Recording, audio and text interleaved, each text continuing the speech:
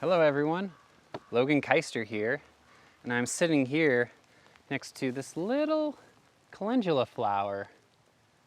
Now, some of you may be saying like, wait, I've seen calendula before, isn't that a little small to be a calendula flower?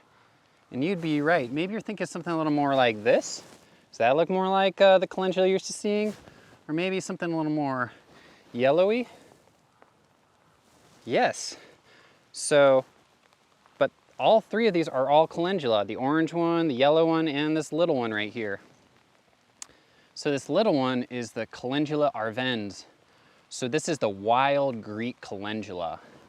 As you can see, it makes a lot smaller flower than these other ones, but they're all related. So does anyone know the family that calendula is in? That's right, the Asteraceae. So what we can see with the Asteraceae is that this may look like one flower here, but actually it's a compound of many different flowers. So each one of these little petals, I can pull a petal out and I can see their little stamens on the tip of the petal. So each one of these petals is its own individual flower. As well as in the center right here, boop, boop, boop, boop, boop, all that little bit of yellow, each one of those little dots is its own flower. So that's a characteristic of the Asteraceae family. So sometimes you'll see them. These ones that you see on the outside, all the petals, these are called the ray flowers. And the ones on the inside are called the disc flowers. So with chamomile, you see, it only has disc flowers and it doesn't have the little rays on the outside. But with our calendula, we got both disc and ray flowers. So I was pretty excited to show off this Greek calendula, because although it's not as big and sexy as the other calendulas, it's actually been tested to have a higher resin count. So they're actually saying that it might have more of its medicinal attributes related to the resin component. So when we're working with calendula medicinally, there's a few different ways I like to use it.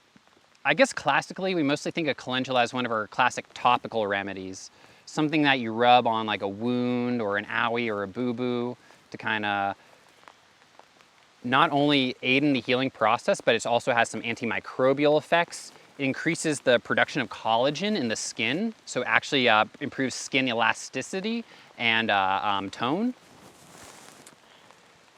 So it's really great for using on the skin, but people forget it's also a really great internal remedy. So internally, I really like it as a lymphatic remedy. So sometimes we get like sick, and I don't know if you've ever gotten sick before and you start getting like swollen lymph nodes. Maybe your neck gets a little stiff right here, maybe your swollen nodes around here, around the base of the neck, or like in the groin or in the armpit. Sometimes we get these swollen lymph nodes, and one of the great tools we have as herbalists is that we have lymphagogues. There are no drugs that move lymph, only herbs that are lymphagogues. And of course, there's no pump for lymph, so we still got to do the moving and the walking to actually get that pumping action to pump the lymph out. But when we take remedies like calendula, it'll help get that process moving along much, much quicker. And another way it is really useful is in the way that it's healing externally to the skin, it also can heal our internal skin. So when I'm working with clients who have issues with their digestion, you know, maybe they have something kind of like leaky gut syndrome, or they've had a lot of antibiotics and their gut has gone through a lot of damage, or maybe they have like ulcers and stuff.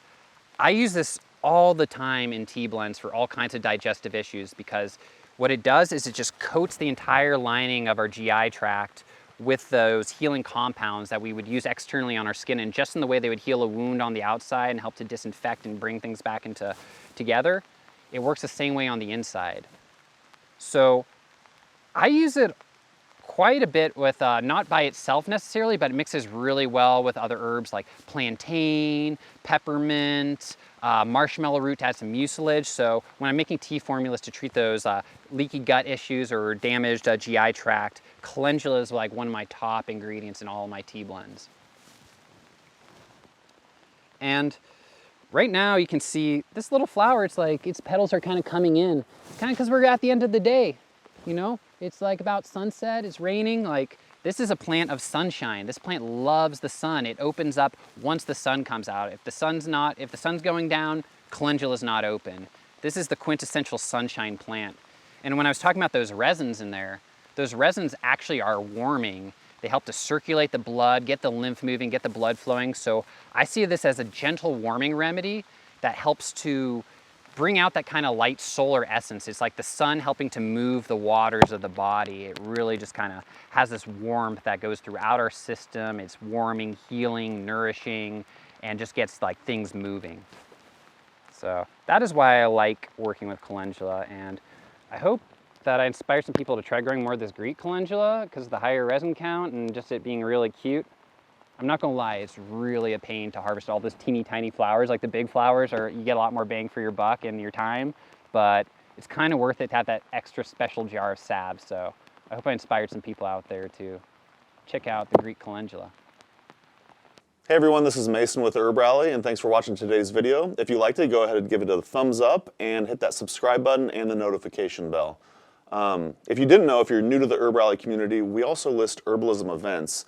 That's herbalism events we list chronologically as well as by state. You can find that at herbrally.com/events.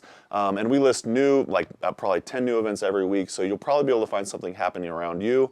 We also list herbalism online events, and you can find that at herbrally.com/virtual.